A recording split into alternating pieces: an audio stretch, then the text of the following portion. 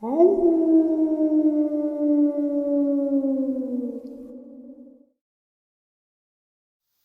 greetings and salutations, everyone. I hope everyone is still doing well, and welcome to this bonus upload. Normally, I do a end of the night and then an early morning, middle of the night. I actually wore myself out. I am completely drained, so this will be the last upload until tomorrow morning. But before we get into it, a couple links. As many of you know, I rely on Patreon, PayPal, channel membership, and the merch to help the channel to continue to grow and go. Links to Patreon, PayPal, and channel membership is in the description below. Merch displayed directly under the video. Also, Dogman Frightening Encounters, Volume 1 through 3, the audiobook versions. They were written and researched by Tom Lyons, narrated and produced by me, Jeff Nadolny. Those audiobooks are available on Audible, Amazon, and iTunes, links to which are also in the description as well. And finally, last but definitely not least, if you'd really like to help support the channel to continue to grow and go, simply subscribe. It does not cost a cent. Click the like button. Takes half a second. If you don't want to miss out on any of the informative uploads that I put out daily, click that bell icon, and folks, please leave a comment. Why? Well, because all of these things really do help the channel to continue to grow and go. And yes, they definitely do matter. Now, everyone, I have taken far too much of your time. Let's jump in to this bonus upload, shall we? I'm 53 years old. When I was 18, I joined the Marine Reserve straight out of high school, combat engineer and bulk fuel specialist. Deployed first Gulf War, and now a disabled veteran. My dad was a two-tour Vietnam Army with the 101st Airborne Rangers, 20-year veteran. I grew up fishing very young. My dad and I used to go hard to get to these fishing spots. I was about 7 years old in Yakima, Washington. My dad was stationed there for a few years. When we had gone fishing at our favorite spot, my dad had gone around the lake and I stayed near the car. Saw some fish splashing further up and decided to try my luck. Big fish broke my line and I was getting ready to retie a new hook when suddenly the hair stood up on the back of my neck. The forest was dead quiet. I looked around and saw nothing. I quickly grabbed my gear and poles and ran back to the car. My dad came out of the woods saying how a big-ass bass had gotten away and asked why I was by the car and not fishing. And I said, I don't know, I got bored. My dad looked at me and looked around. He joked that hell must have froze over for me to say that. On the way home, he asked, why'd you really stop fishing? I said I got scared all of a sudden and I don't know why. We left it at that, but I never strayed far from the car at that lake ever. Fast forward, we are living in Sierra Vista, Arizona, near Fort Hachua Army Base. We lived out in the boonies, and the mountain range was nearby. I was 17 years old when this incident happened. My family had gone to Tucson for the day. I stayed home to feed the horses, cows, dogs, chickens. I loved taking care of our extended family. It was monsoon season, and it was raining hard. Later on that night, I heard my dogs barking outside. We never let our dogs into the house, and they always knew better than to come in. I opened the back door and shout, "Stop it!" when my two dogs almost knocked me over in their haste to get inside. They ran to the kitchen and did not budge. I tried hauling them out by their collars, but they kept fighting me. All I could think was maybe the coyotes are outside. I went and got my dad's rifle out. I couldn't remember where my dad kept the ammo. He had a 30-06, 22, 30-30. I had shot all three and had been trained on safety. I was a captain of our JROTC rifle team sharpshooter badge. Find a 30-30 round and slide it in. I figure if it were coyote, I'd be able to scare them off with a gunshot in the air or near them. As I walked around looking for the ammo earlier, I had turned the outside lights on. I saw our cow and 2 horses looking at the light by our front door. The rain had stopped, but I noticed that our animals were looking past our front door as if sensing something near the opposite side by the back door. I shrugged it off, thinking coyote. I went to the back door with the rifle in hand, lights on, and opened the door. Lightning flashed, and I saw 2 red eyes looking back at me. We had a nearby gravel pile that we used to regate our driveway. It was about 6 feet tall. The reason I state this was because those eyes were staring back at me and looking down at me. Coyote on the gravel hill, bird, but out during a rainy monsoon. I raised the rifle and sight in on the eyes, but lightning flashed. It was then that I saw the gravel pile illuminated off to the right, and nothing was there. To the left of the eyes, the closest mesquite tree lit up, but no eyes were there. I realized the eyes belonged to something big staring at me, well over 9 feet tall. Only 1 bullet chambered, no more ammo because, well, I hadn't found any. I lowered the weapon and closed the door, ran back inside. Grabbed the other 2 rifles, instantly remembered where the ammo was, loaded every rifle and chambered them. I put all the rifles in the kitchen with the dogs and stayed there until my family came back. I never got chewed out so bad by my dad. Why do you have all my rifles out, and why are they loaded and chambered? What the hell do you think you're doing? You are grounded. I'm hiding the rifles and ammo. I told my dad what happened, but he never believed me. I still think of that night, and I shudder. Fast forward to recently, living in Alabama, just outside of Montgomery. I was bass fishing with my friend Mike below Lay Dam. We hadn't been fishing for more than an hour or so when this incident happened. My friend Mike is an avid fisherman/hunter. He's hunted deer, hog, turkey, etc. He grew up doing this. We're fishing and having a great time. Suddenly, we hear this ungodly roar. To say it was loud is an understatement. If you think a dam warning horn to signal the dam slough's opening is loud, then you haven't heard WTF made this roar. I looked at Mike as he was the closest to the direction of the roar. I was at the back of the boat, and my head whipped sideways when I heard this. Mike stood up and looked in the direction of it. I asked Mike, "Have you ever heard anything like that in Alabama?" Mike looked at me and said, "I don't know what the hell that was, but I know it was a ways off." I said, 5 or so miles. 5 miles or so, he said, "Sounds about right." We looked in the direction of it and went back fishing. We joked about it, but Mike doesn't like me telling other people about when he's around. That's all I got. I'm glad I got that off my chest. No idea if anyone else will read it or believe it. Don't really care, but I do know what happened, and that there are things out there that no .30-30, even fully loaded, will take down, let alone a bolt-action 30-06 or 22 semi-automatic, LOL. I wonder if I should ask Mike to go fishing above Lay Dam and see if we can get near to the spot where that sound came from. Probably not.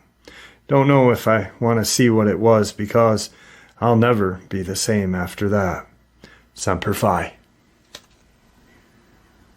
A second encounter, Hartford County, Maryland, 10:21, midday. On Monday, October 18th, 2021, midday, I took my 7 and 2.5-year-old sons to the state park, about 1.5 miles up the road from our house. Rocks State Park / Hidden Valley area. The park is small, 4 parking spots and a 1/2-mile trail that follows a creek. The trail ends at a fork in the creek with a beachhead about 20 feet long. 6 people would be a crowd. Both of my sons are familiar with this park, as it is in rotation with the 3 parks we choose to go to for our little hike once a week. The trail is moderate with some inclines, natural obstacles, and occasional narrowing due to lack of maintenance. My eldest son is comfortable being 30 to 50 feet ahead of me while I pace with my youngest. Nothing is out of the ordinary, just like a normal hike. My eldest reaches the beachhead 15 to 20 seconds before we do. We approach the creek beach, and my youngest is on my left, starting to mess with rocks and throwing them at the creek. My oldest is 10 to 15 feet to my right, messing around, throwing rocks in the water as well. I bend down to cuff my pant leg, and I hear a blood-curdling scream from my oldest. I look up at him, and he is screaming, falling backwards, feverishly kicking his legs. I follow his line of sight across the creek. Perched on a large flat rock is an animal that I cannot and still do not understand. It was no more than 20 to 25 feet away. Its dimensions seemed so large it looked as if it could leap the creek in one stride. A barrel chest with clearly defined pectoral muscles, shoulders, and biceps, no different than a man, just a lot larger. Bulging eyes and a stubby snout like a hyena. It looked as if it was a sprinter starting position. Not an animal on all fours. Its thighs and hind end were noticeably large. The mass of this animal was unnatural. The ears faced forward with hair tufts on the side and tops of them. The face looked as if it was on high alert, similar to when your dog has quick head movements because you're getting ready to throw the ball. It kept switching between my son screaming and falling backwards into the trail, running away, and me screaming, picking up my other son. As I am frantically trying to get between it and my first son, it almost looks as if it was in the lunging position that were backing up. My perspective was head-on before turning onto the trail. I get him, and we are out of direct sight. I yell to son 1, run. The weirdest thing would happen. My 7-year-old would start sprinting and crying, and after 30 feet, he would turn around, almost in a complete daze, not understanding what happened. Then I would have to yell at him to run again. He would run, cry, stop, dazed. This happened 3 times, and I still don't understand how shock or fear could do that. This creature did not follow us down the trail, thank God. The thoughts going through my head, I wouldn't wish on my enemies. It was the only time in my life where I knew I could not protect my children. The buck knife on my hip was no better than a pillow. The moment I told my 7-year-old son that he might have to take his younger brother's hand and get back to the car as fast as possible has left a scar deeper in my mind than this unexplainable creature. I apologize for the crap story structure and horrible grammar, even though there was no mistaking what I witnessed. It doesn't matter. Trying to explain this to anyone is pointless. I like to think I am considerably self-aware. I cannot understand why my mind is forcing itself to debunk what I saw. I was undoubtedly afraid, but my focus was crystal clear. My kids safe at all cost. I was laser focused on my surroundings and what was in it. None of my emotions distorted my vision or made me misinterpret my surroundings. Today's third encounter. During my time in college, I had a friend whose dad owned an 800-acre piece of land in eastern Texas. In the past, he had leased it out to hunters and paper companies, but was no longer doing that. He had built a cabin on the land a few years before and would let us go out there from time to time and mess around. It served as a great way to relax from the pressures of school and to get closer to nature.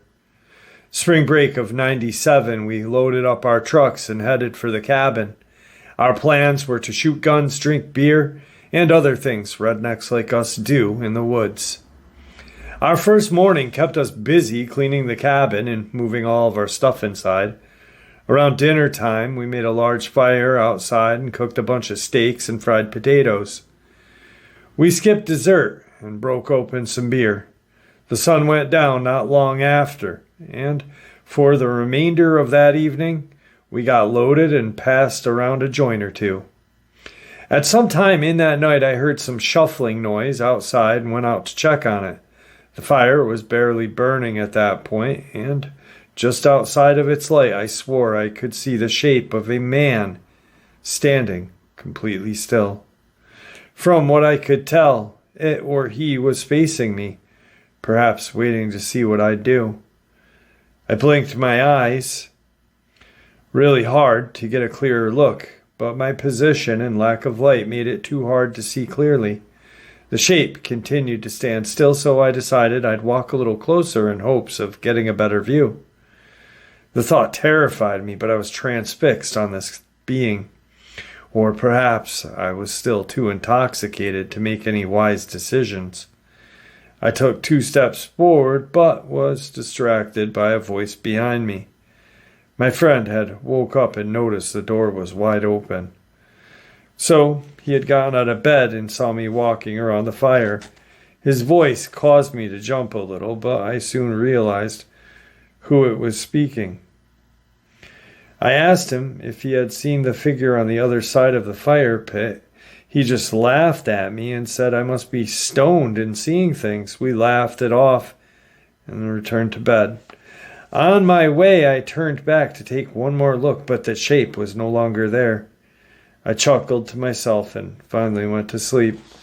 The next morning, I wrote the whole experience off as the result of way too much fun and went on with the day. We spent the first half fishing in a big pond. Post-lunch was shooting guns and one guy's compound bow that he had just bought.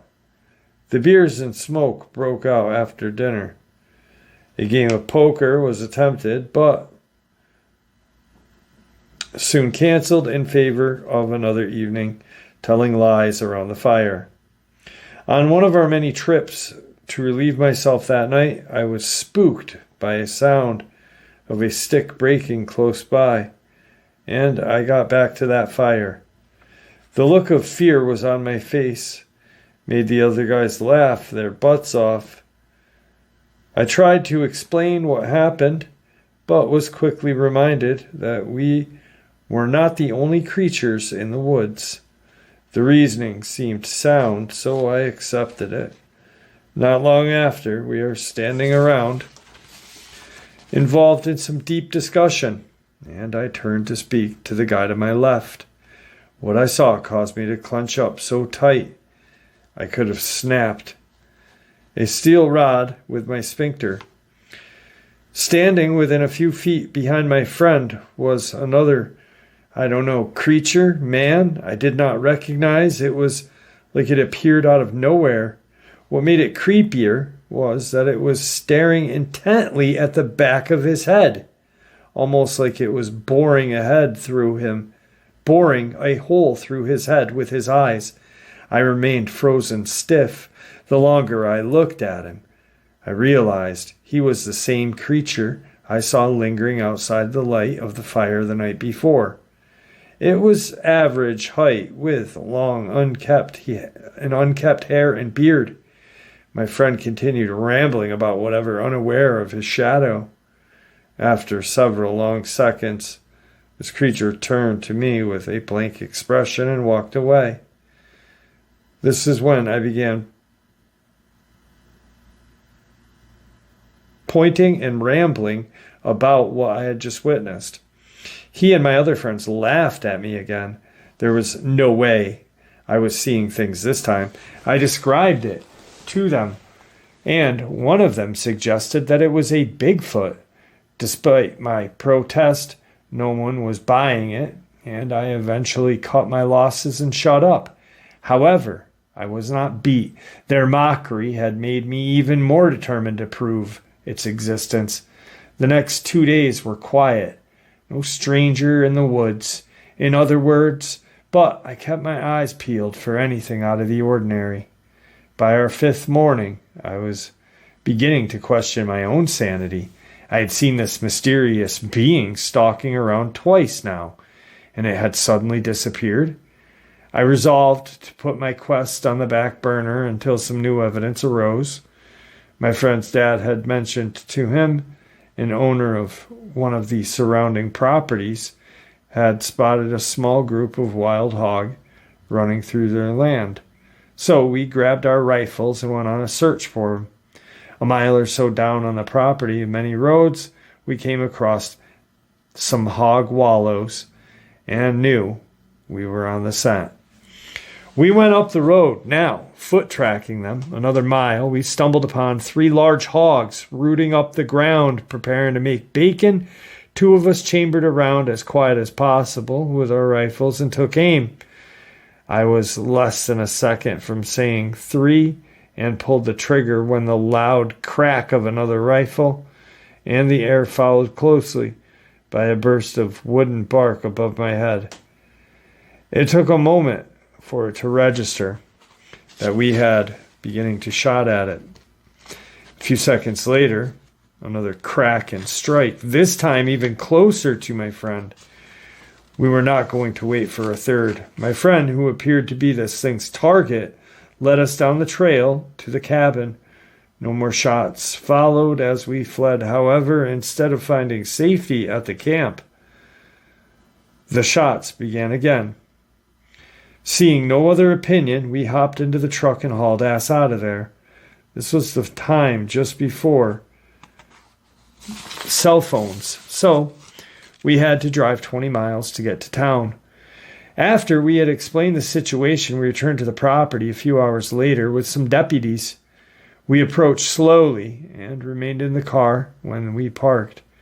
We waited to see if the shots would start again, but nothing happened.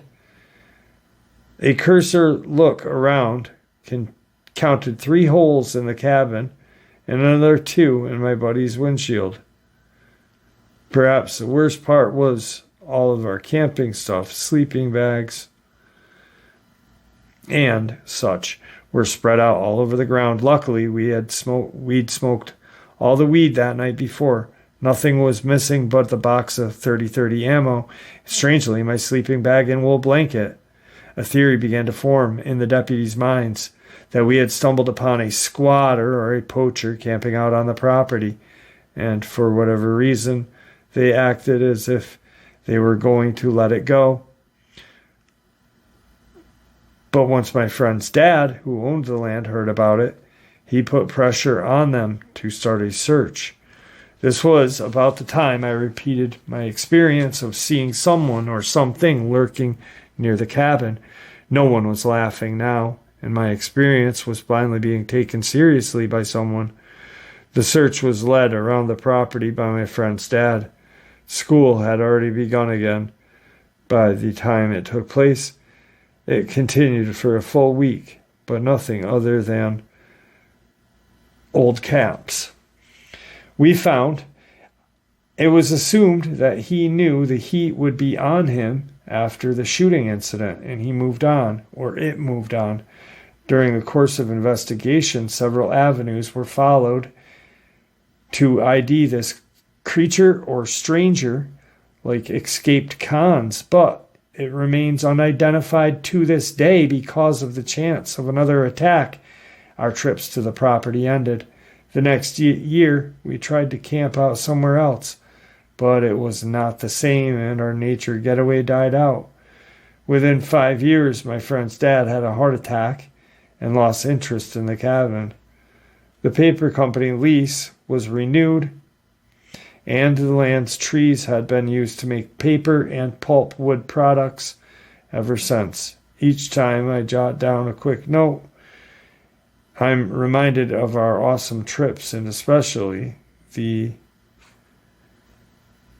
odd and terrifying week that caused them to stop.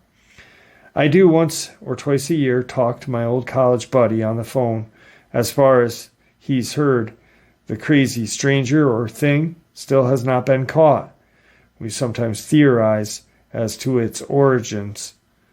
I, however, often take this much further when I'm alone. I wonder why so-called strangers seem to focus most of his anger onto my friend, and perhaps far more concerning, is he still out there waiting for this chance to finish what he began all those years ago. Today's fourth encounter.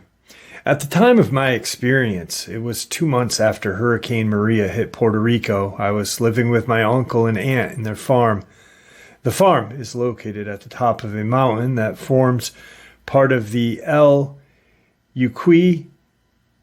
El Yuqui is a mountain range that is a national reserve, and there is rumors that the government uses it as a lab. Think of it like Area 51 of Puerto Rico. My uncle has told me several times to be careful when I go outside at night because I can get lost or a group of wild dog could attack me. Usually I don't go outside at night because I don't have any reason to do so. One night I was with my cousin Miguel. No, I am 17, he is 23, joking around, and we suddenly hear this loud screech. The kind of scream that an animal in horrible pain would do. I asked Miguel if he knew what the hell that might have been, and he did not respond. I asked him again, and he didn't answer. He only told me to get my crossbow and meet him at the front of the house. We went to check on the cows first. All the cows seemed okay, but they were all grouped on the corner, which seemed weird, but we forgot about that and went and checked on the pigs. Every pig was organized in their cage of 15 square feet, in which we had checked one by one. All the pigs looked scared. We then reached the last cage, in which Colonel was supposed to be my uncle's fattest pig, but the cage was empty, which was weird because we checked on him before going home. We started looking if there was some remains or something, but we found nothing except some blood on the mud. Then we heard another screech that sounded that it had come from really close by. We ran out and started looking for a huge-ass pig, but we didn't see anything and decided to split up and cover more ground. I went down the trail that was a lot of trees on each side. I started hearing heavy footsteps like 20 feet from where I was standing. I decided to keep walking. When I reached that place that the heavy footsteps came from, I saw some glowing red dots. I flashed my flashlight at it, and that's when I saw it. The ugliest thing I had ever seen, a black humanoid canine mix that looked grotesque. It didn't have hair. It just had this rugged skin. Its face looked like one of them bats that you'd see with giant teeth that looked too big for its face. That's when I knew that I may have encountered a chupacabra or a werewolf. Luckily, it didn't notice me. It was distracted with something. I noticed that it was eating a live Colonel. At that moment, I silently backed off and hid behind a fallen tree. I had to witness how he ate Colonel. I was in tears. I then decided to kill this effer with my crossbow. I aimed it at it and took the shot. I hit him in his rib area. This creature started shrieking and ran down the mountain. I then called for Miguel and told him to come here. Since we needed to bring back Colonel, or at least try.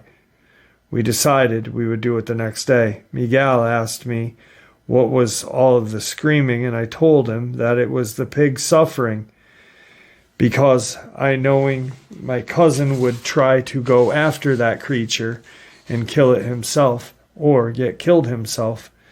We started going back home to catch up on some sleep, but I couldn't sleep that night. I just kept seeing that thing in my mind eating Colonel alive. That morning, I went back with Miguel to retrieve the body of Colonel. The body was intact, except that it didn't have any more blood, and it seemed to have huge gashes on its side. Miguel started laughing, and I was like, "What are you laughing for?"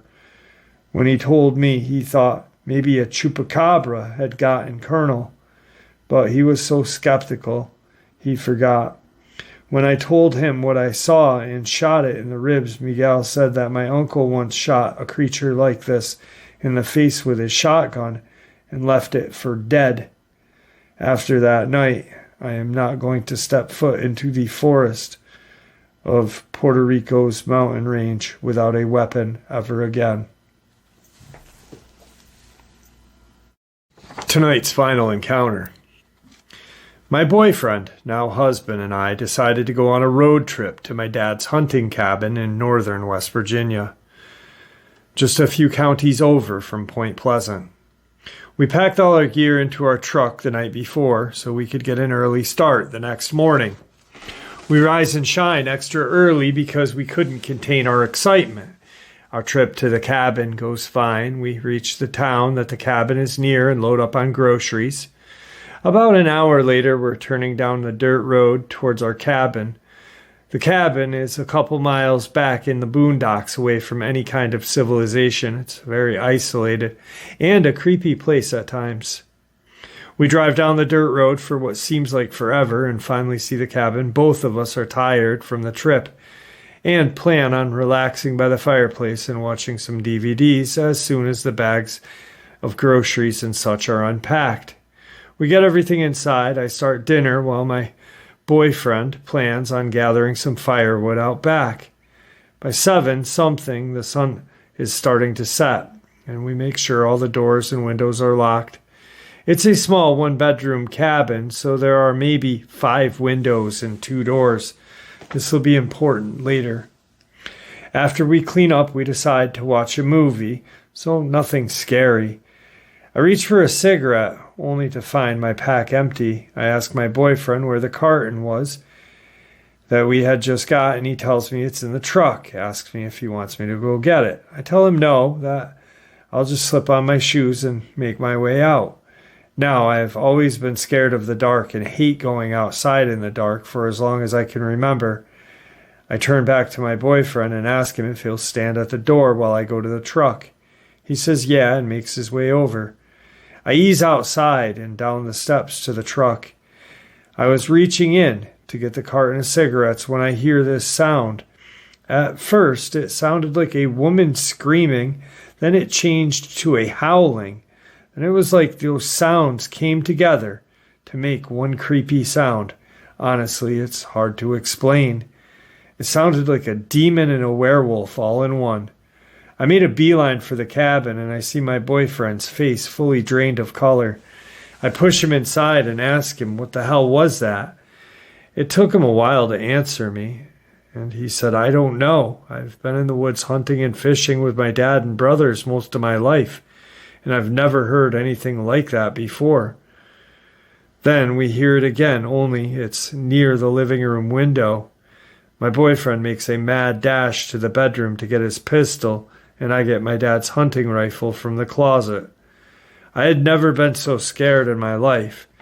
I thought, what if this thing tries to get in? Then we hear it again around the front door area. I take aim at the door. My tiny hands are shaking. Oh my God, please help us, I say out loud. I'm maybe 5'4", but I'm going to unleash hell if this thing tries to step foot inside.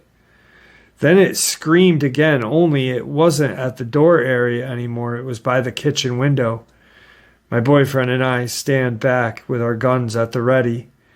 Then we heard this crunching sound like metal being destroyed. We were way too scared to move. Finally, after an hour of standing like that and not hearing anything else, we eased over to the kitchen window to look and see if we could spot anything. My boyfriend, being taller than I, looked first and said, Oh my God, it ripped a hole in our truck. I looked out the window and I see what looks like a hole in the door. We then double-checked every window and door to make sure it was locked.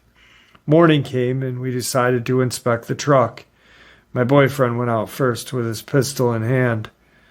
We got to the truck and there were claw marks from the tail light to the passenger door, with what looked like a huge punch mark in it. We go back inside and call the forest ranger. He comes out a couple hours later, looks at the truck and tells us that in the last 6 months, people have been seeing strange things, and a farm that is close by has had some animals disappear and gutted. He also told us to be wise to clear out until they find the animal responsible for this. He looked scared and pale himself. He said he didn't want to be up here for a long period of time, but he would wait for us to pack our stuff and follow us to the main road. We didn't need to be told twice. We tossed all our stuff into the truck and flew down that dirt road. When we made it to the main road, we thanked him and went on our way. To my knowledge, they have never found any creature, thing, person, nothing that was doing those things in the woods, and we have never been back there since. We didn't see whatever it was, and I'm glad we didn't, but I do know that no animal was making those sounds and could do that kind of damage to a truck. Not even maybe a bear.